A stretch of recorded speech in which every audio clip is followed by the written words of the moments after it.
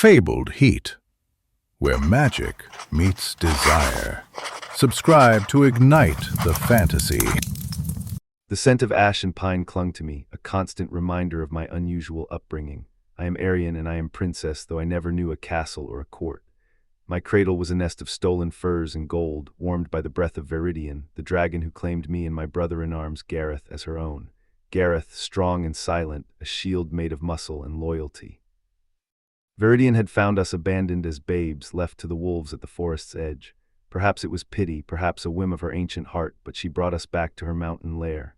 Gareth became her warrior, trained in claw and tooth, taught to fight with a ferocity that belied his gentle nature. I became her scholar, learning the secrets of the earth and sky, the language of birds and the whispering of stones. We were more than siblings, we were bound. Gareth, with his steady gaze and unwavering protectiveness, felt like the ground beneath my feet.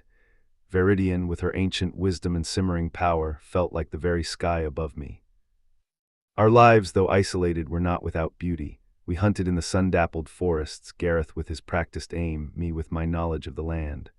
We learned to read the stars from Viridian, tracing constellations on the cave walls with charcoal. We shared secrets whispered in the dark, dreams of a world beyond our mountain prison. The world beyond, however, intruded upon our sanctuary 5 years ago. Raiders, greedy for dragon gold, stormed Viridian's lair. Gareth fought like a demon, his sword a blur of steel, protecting me while Viridian unleashed her fury.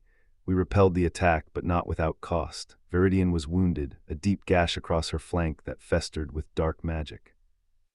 "I need you to go to the human city, Elijah," she rasped, her voice like the grinding of mountains.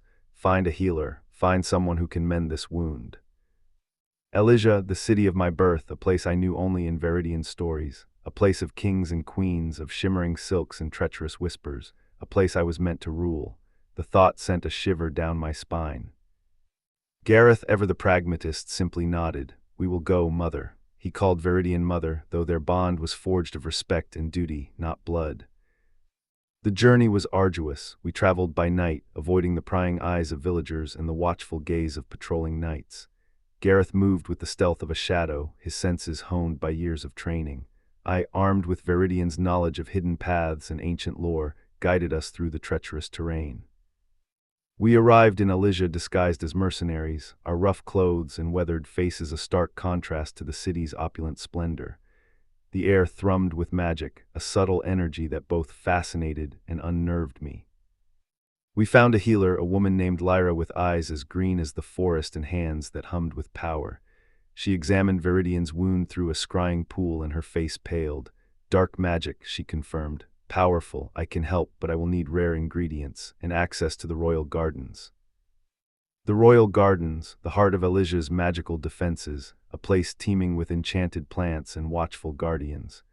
Gaining access would be a perilous task, one that could expose my true identity and plunge us into a web of political intrigue. That night in the cramped room we had rented in the city's underbelly, I confessed my secret. "I am Princess Aryan," I whispered, the words tasting like ash in my mouth, "the rightful heir to the throne." Gareth's expression didn't change. He already knew, I realized. Viridian had told him, preparing him for this moment. "Then we claim what is yours," he said, his voice low and resolute, "for Viridian and for you." Lyra, overhearing, stepped forward. "I owe you more than you know, princess. I was once a handmaiden to your mother until her untimely death, and yours." She clasped my hand, her touch surprisingly strong. "I know how to enter the gardens, and I know who seeks to control the throne now." We moved through the city like ghosts, guided by Lyra's knowledge and Gareth's strength.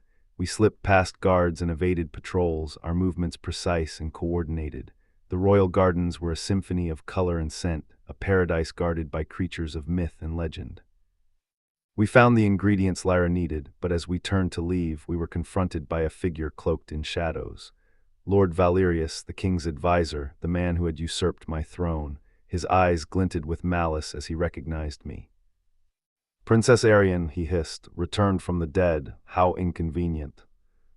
He gestured and a group of guards materialized from the shadows, their swords drawn and ready. We were trapped. Gareth stepped in front of me, his own sword ringing as he drew it. "Take her and run, Lyra," he commanded. "I can hold them." I shook my head, refusing to abandon him. "No, we fight together."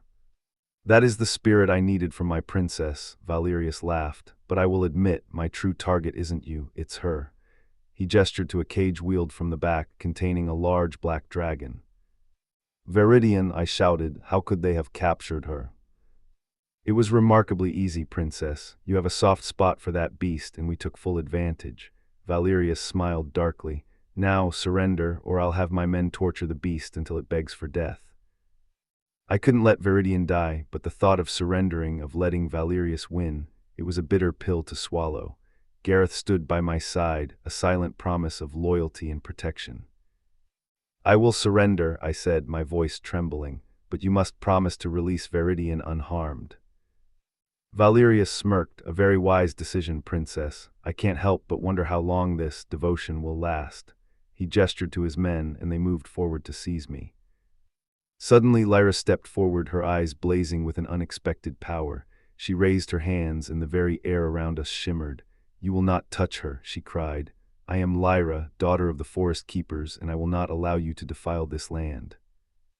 The ground beneath our feet began to tremble. The plants in the garden stirred, their leaves rustling with a life of their own.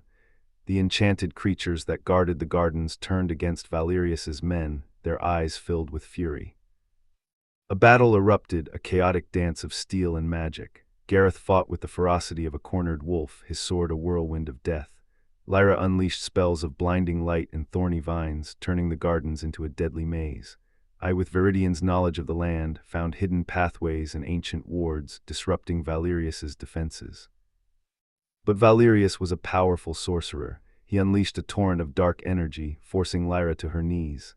Gareth, distracted by her plight, was disarmed and thrown to the ground. I stood alone, facing Valerius, his eyes burning with triumph. It seems your little rebellion has failed, princess, he sneered. Now, prepare to face your fate. He raised his hand to strike, but before he could act, a deafening roar echoed through the gardens. The cage holding Viridian shattered, and the dragon emerged, her eyes blazing with fury. No one touches my hatchlings, she roared, her voice shaking the very foundations of the earth. The battle was far from over, but with Viridian unleashed, I felt a surge of hope. We were a family, bound by blood and magic, and we would fight for our freedom, for our right to exist. And perhaps, just perhaps, we could reclaim what was rightfully ours. Climax and resolution, cliffhanger to be continued in next story.